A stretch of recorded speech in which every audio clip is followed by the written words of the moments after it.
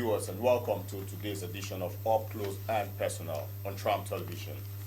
With me in the house today is a seasoned leadership coach and a training expert in the person of Dr. Ralph Ayua. You're welcome to the program, Thank sir. you. It's an honor to be here. Thank you, sir, for joining us. Thank you. I must confess, from your profile here, I can see a rich tapestry of experience, across a diverse field of, it tells a lot of your professionalism across leadership, mentorship, life training, business training, project management, customer relationship, and a whole lot. I can also see that you're a prolific writer. You recently authored Boyhood to Manhood. We're going to be, driving across what you do in terms of making impact in young people. So if you're good to go, sir, can we start? All right, Like I said, here we it's an honor go. to be Here here. we go, sir. Yeah. To you, what is mindset engineering? Okay. Mm.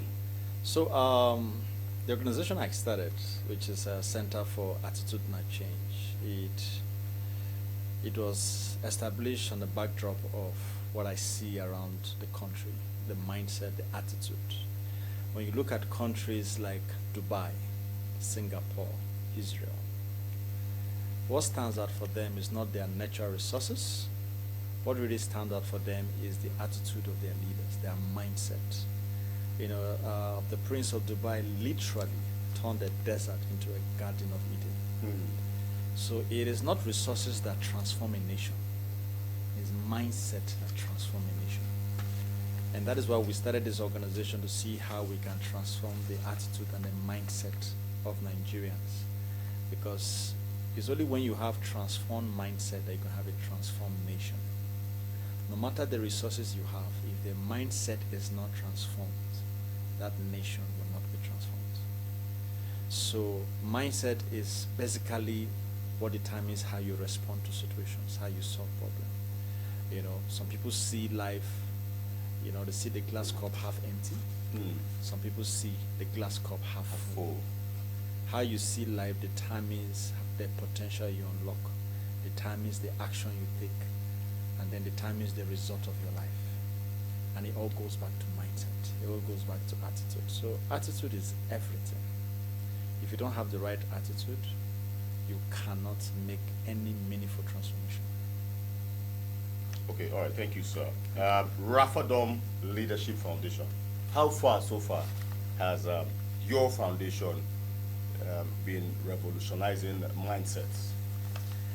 Anyway, our target is the younger generation. Actually, it is said you can't teach an old dog new tricks. Mm. Most of the leaders, their minds are formed already. It's more like cast on stone. But it doesn't mean old people can change. So our focus is more on the younger generation, to see how we can train them and help them to become greater leaders tomorrow. But unfortunately, the younger people are also observing the leaders. You see, I can teach you what I have learned, but I can only produce who I am. So the country of Nigeria is only producing who the leaders are, not what they are saying. You can have children. I have 2 kids, and I can tell you that children are trained not by what you say, but by what you do. And unfortunately, if you look at the leadership example that we have in Nigeria, if our younger people have to replicate what our the leaders, body language. if Yes. they have to replicate what our leaders are doing, then of course the future that we're entering into. So it's hard work, but we'll keep pushing, because imagine if Tinubu was in one of my teaching sessions when he was 20 years old. Mm. Imagine if Tinubu at the age of 20, he met a coach called Coach Ralph Ayua, and I trained him to see the reason why you should put people before resources. Of course, he's doing the best that he knows, but I'm saying Tinubu was once a 20-year-old man. He was once 15 years old. He was once 25. And whatever training or coaching he has gone through has produced who he is today. So our aim is to catch a younger Tinubu. If we can just get one Tinubu, today at the age of 20 and transform his mindset, re-engineer the way he looks at life. In the next 20 years, when he's a governor, a senator, a house of rep, a local government chairman, those values we have instilled in him will find expression. So that is why, even though we may not be seeing the result right now, we know that there is a cumulative effect of the trainings that we're giving, that one day it will hit a tipping point, and we can really see that one person that we touched actually has become a great leader. I will say this before we go to the next question. There was a guy who called for a crusade, and people did not come. When he called people to give their life to Christ, only one person came out. And it looked like his effort was wasted. But guess who that one person was? Billy Graham. I remember the story. You remember the story? Of course. So only one person came out. Only one person was impacted that day. But you know how many people Billy Graham impacted? Millions of people. So I may just impact one youth today, and only God knows the impact that youth. That's the rippling long-term effect. So that is why we keep doing what we're doing, even though it doesn't look like we're seeing results, but we know that one day it will speak for himself. All right. Thank you, sir. Just to tip you off more from your last comment, you talk about revolutionizing the minds of young people. These are attempts by professionals like you to win the hearts and minds of young people. Give them 1,000 reasons why they have to be good, follow a good template. Don't also forget that while you, the good guys, are out there trying to revolutionize their minds, the bad guys also deploy this tool in terms of winning the hearts and minds of young people. So while you're there doing your own thing, is there a worry vis-a-vis the efforts of the other people on the other side to still convince these young people just the way you're doing? To be honest, the bad people don't even need effort. The word negativity is stronger than positivity. For example, like in terrorism, they also work on the minds of that's young true. people. That's true. Mm. That's what I'm saying, that to be honest, negativity is stronger. It's harder work to do what is positive. If you look at the world today, negativity is always stronger than positivity. And that is why for us, if we're competing against the evil person, like you're saying, we have to work twice harder than them. Because it's easier to corrupt than to build. Mm. It's easier to destroy than to erect. So our job is harder than the people who are brainwashing people for evil. So we live in a world that naturally things gravitate smoothly towards evil. And when you want to turn the hearts of people to do what is good, you're literally swimming against the tide. Mm. It's a hard work, to be honest. And that's why we need all the support that we can get to see how we can change the minds of people. Because when you change the minds of a people, you have changed that nation. It's the mindset that builds a nation. Like I told you, Dubai, Singapore, Israel, these are countries that have been built by mindset, not resources. They don't have resources. All they have is attitude. All they have is work ethics, is mindset, the way they see the world. They have a vision, they're visionary leaders. That's all they have. They don't have what we have. I mean, Africa has a lot of mineral resources, but we lack the ability to translate those things into product, into meaningful product that the society, the world at large can partake of it. So if we change the mindset and the attitude of Africans and begin to educate them about wealth creation, and they begin to look at, because if you look at the curriculum of our schools, for example, it does not align with the resources we have. I mean, why shouldn't we be learning mining in our schools? Why shouldn't we learn? Why shouldn't we learn things that we have on the land? You go to school, you read courses that has nothing to do with the land that you are in. The curriculum even has to change. Why do foreigners have to come and mine in our land? Why can't the indigenous of Nigeria learn how to mine, how to farm, how to dig out the resources that God has blessed them with? Why do we have to get expertise? Why do people have to come from other countries to come and mine our own resources? And if you look at our curriculum, there's nothing like mining in our school curriculum. You can't see what we have that we're supposed to be educating ourselves on how to make use of what God has given to us. We're busy learning courses that can only be used in the Western world. So I think one of the ways that we can even begin to re-engineer the mindset is begin to tailor our curriculum in a way that it fits our client. And by so doing, we can now be educating people on how they can bless the nation. And that's why many of them are running out, because what they have learned is not effective here. It's effective out there. Okay. Now, all right. Talking about this brings us to the next question. You talked about, you acknowledge the fact that we have resources in enormous quantity, but the problem, of course, is how to harness this and transform it into wealth, national wealth. That brings us to the question of accountability. You are also an accountability coach. Giving us excerpts from your book, titled Boyhood to Manhood. Can you tell the world what accountability means to you? What is your perception of accountability? Anyway, the accountability coach, if we have to start from there, is just that it is, as an individual, you need somebody to be accountable to. Somebody to be able to see the blind spots that you have. Somebody that when you make a promise that you are going to meet this deadline, you are accountable to that person. Because most times people fail in their deadlines. People are not serious with their endeavors because they're not accountable to anybody. But imagine you pay me ₦1 million that you want to be accountable for your project.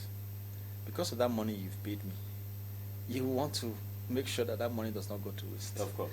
And then all the timelines that we have discussed that you have to meet it, you want to meet those timelines because there's somebody you're going to report to. But imagine if there's nobody to report to. You have a New Year resolution that you want to go to gym. You want to be going to the gym 3 times a week. And there's nobody that will ask you at the end of the week, did you go to the gym? But when you know that you're going to meet Coach Raf Monday morning, and you're going to go through the last week routines, you don't want to always be coming in the office of Coach Raf to tell him I did not do it. As an adult, he begins to feel awkward that every time you come, and he looks irresponsible. So that's the part that accountability coach plays when it comes to an individual coaching. But when you look at the country, you can see that the country is divided into the government, into legislature, executive, and judiciary. That is the accountability system that's been set.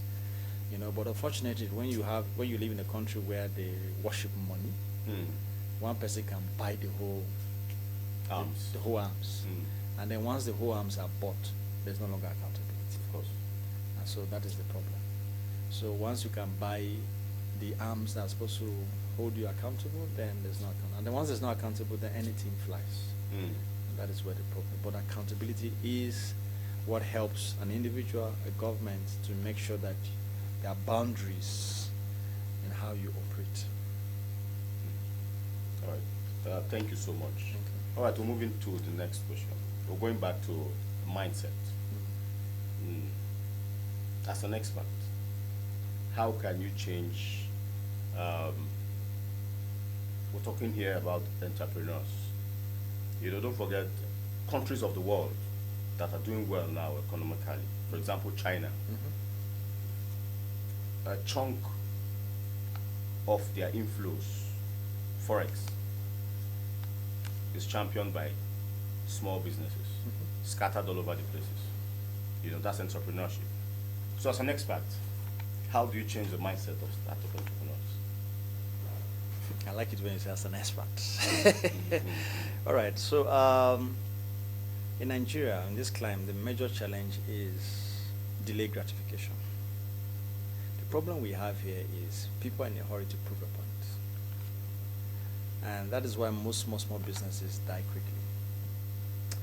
The typical African Nigerian guy makes a contract, gets a contract of 20 million naira. The next thing, go and buy a Benz for 11 million. Rents a house for Buys 5 a house in buys Lekki. a house in Lekki. Before you know what's happening, everything Marries a is gone. second wife. So that is the major challenge that we have when it comes to business. It calls for a lot of self-control, a lot of sacrifice. You have to sacrifice the today for tomorrow. Look at Asia. Look at how frugal they are. You look at these people are so disciplined. They're so self-controlled. They sacrifice their present for the future. When you talk about delayed gratification, that is something that stands out for the Asians. But here we're in a hurry to make a point. So we make good money, and the reason why most of our businesses are not standing is because, I don't know, the associations we have in our mind, we're in a hurry to buy. Sometimes I think is spiritual poverty. You see, when you're empty from within, you need something outside to fill you up. So that is why we're quick to buy big shoes, big suit, big cars, and all that, at the detriment of our business. That's why most times, most business owners in Nigeria, when they die, the business dies with them. The business does not transcend to the next generation because of that lack of discipline. You go to Japan, there are businesses that have been there for 1,000 years. There's a business in Japan that is over 1,000 years old. And they ask them, why has this business? And they say, because we sacrifice pleasure for the success of the business. The sustainability. But here, we sacrifice the future of our business for our pleasure. So the mindset that I think that Nigerians entrepreneurs need to adopt is the mindset of frugality, of delayed gratification. That even when your business starts making money, you're not making money yet until that money is invested again. So for example, let me put it this way, you want to buy a car for 10 million naira. Take that 10 million naira and invest it into a venture.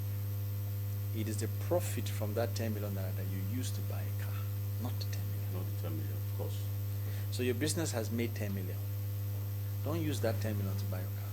Carry that 10 million and invest it. The profit that comes out from that 10 million is what you use to buy a car. So if we have that kind of mindset, I think that our businesses will grow. So majorly, I think that's from my consulting, I think that's where the problem is. We don't know how to delay gratification. We're in a hurry to prove a point, to live large, and to show it on its own. All right. Let's run through quickly. Human beings are generally blessed with enormous potentials. God-given potentials. Even the Bible says, "My people perish for lack of knowledge." Even with these potentials, in Nigeria, for example, can we say that our people have been brainwashed, to become lazy and waste away? As a coach, what would be your message to young people? We have the former president, if I'm correct, termed our youth as lazy youth, if I'm correct. But is that true? From my experience as a journalist, I've been to some part of the country. I don't want to be specific about the states, but in the oil-rich region, I can tell you firsthand. There was a time I spoke to a commissioner in one of the states in the Niger Delta, and he confirmed to me that their youths are actually lazy. How did we confirm that? We were looking for people to do menial jobs, mechanics, plumbers. We couldn't find indigents of that state doing that kind of job. It had to be outsourced from Togo, neighboring countries. Do you agree to that fact that our youths are lazy? I'll start by saying, if you carry a shark and you put it into an aquarium, are you following? Yes. Because of the aquarium, because of that environment, it will affect the growth of that shark. Maybe that shark was supposed to grow like 6 feet, 7 feet. It will remain 3 feet because of the environment, the aquarium, the size of the aquarium. It will not grow beyond the size of the aquarium. But if you carry that same shark and you throw it in an ocean, immediately it will expand. And that is why when you carry our youth and you take them abroad, there's something else. Go online, everybody's talking about the work ethics of Nigeria and how intelligent they are. They explode. But once they're here, so it's the environment. It's the system. It's the system. It's frustrating for our youths. It's not that they are lazy. There's nobody that is lazy. It's just that when you don't have an enabling environment, most times in Nigeria, most people are on survival mode. You see somebody read agriculture is working in a bank. Why is he working in a bank? Because that's the only available job he could get. It's not purpose driven. It's more of survivor. So Nigeria, millions of people are on survival mode. How can I survive? What can I do to survive? Survival mode, there is no motivation when it comes to survival mode. And that is why most times they have the posture of being lazy. But it's not because they are lazy, it's because of their environment. It's because of there's no option. There's nothing to do. So they just while away. Because somebody has a big dream.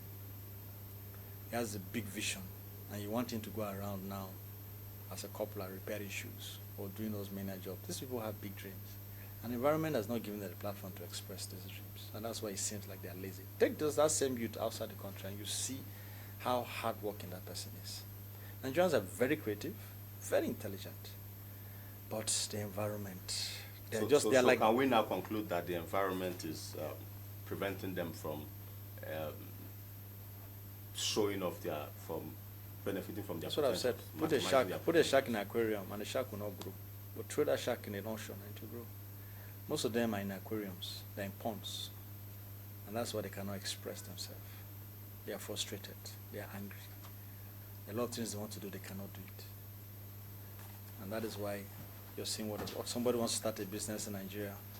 Even the data, everything is expensive. You know, light, you can't even get light and everything. So most times they just resolve to just being lazy about and just, you know, so it just takes few people who are determined to fight against the odds. My advice to young people is that don't allow the environment to determine your attitude. Decide how you should behave. And that's the difference between great people and losers. A great person will not allow the environment, the circumstances of their life to determine their decisions and how they behave. I'll give you this illustration when I end this segment. A old woman called the son to the village. When this grandson entered into the kitchen, she laid 3 pots on stove, 3 different stoves. One of them she put an egg, one of them she put potato, and the last one she put a coffee beans. And then she boiled them all into hot water. And then she now began to educate her great-grandson. And he said, this egg is soft, but when I put it into hot water, it became hard. The potatoes was hard. But now that I put it into hot water, it has become soft. But the coffee has changed the whole hot water. The coffee did not allow the water to change him. The coffee changed the whole water. And he said, those are the 3 sets of people that we have in Nigeria. We have people who the hardship in Nigeria has made them hard. They become inhuman. They become hardy. They become criminals. They decide to pour their frustration because hurting people hurt others. They become hardy. Then there are some people again who are hard, who are tough, but Nigeria has so beaten them, they become soft. They become broken. They become lazy. They become laid back. They have now what we call learned helplessness. And then the final set, which I want every youth person should become, is the coffee beans. The coffee beans do not allow the hot water to change. Instead, the coffee changed the environment. The aroma of the water took the smell of the coffee. Everywhere you looked was the coffee. So let's not allow circumstances to change us. Let us be determined to change circumstances. That's very deep, sir. Thank you so much. All right, we're drawing to the end of this segment. We'll just take 2 more questions, and of course I'll let you go because I understand you have to catch up with other important engagements. All right. As an expert, like I always say, define failure. What are the lessons, to be learned from this school of failure? To be honest, nobody's a failure. You only become a failure when you stop trying. Failure is feedback. You fail is feedback. You try again, you try again. Look at the person, there's this guy called James Dillon, the person that invented this vacuum cleaner. I've forgotten this pronunciation of his surname, but James, I think Dillon or so. He failed 5,000 times. It took him 15 years. That's a whole lot. That's a whole lot.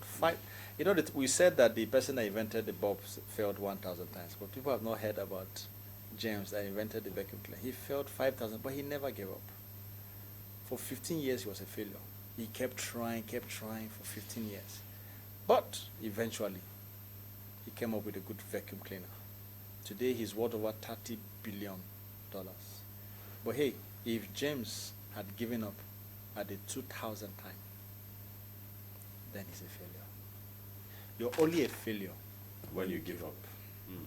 You're not a failure when you fail. Interesting.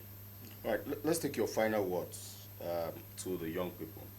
Because in all we have been talking about, of course, the focus is on the young people, like you agreed with me.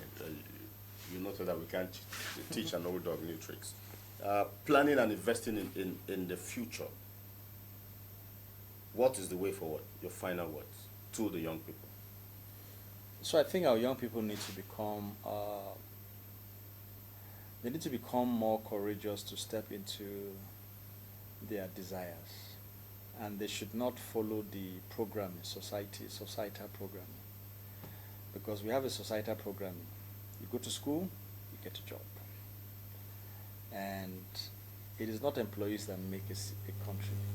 It is employers, business owners. Most of the younger people have great ideas. In short, we're living in a time where if everybody's looking for a job, then there's no job for the younger people. There's not even jobs. I want to encourage young people to become business owners, to become purpose-driven, to risk it now that they are young.